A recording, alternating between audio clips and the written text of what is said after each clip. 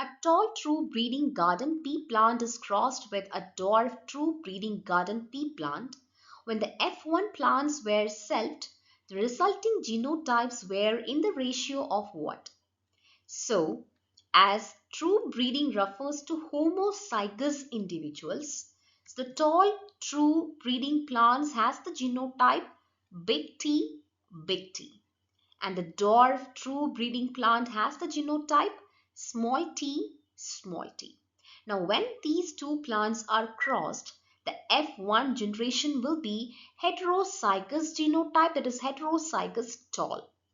Now, when F1 plants are self-crossed, so the F1 plants got self-crossed and the resulting offspring will have, that is homozygous tall, heterozygous tall, and dwarf. So that means the genotypic ratio is 1:2:1 and phenotypic ratio is 3:1. The question is to find out the genotypic ratio. So that is 1:2:1. 1 tall homozygous, 2 tall heterozygous, and 1 dwarf. Whereas option B, C, and D are incorrect answers.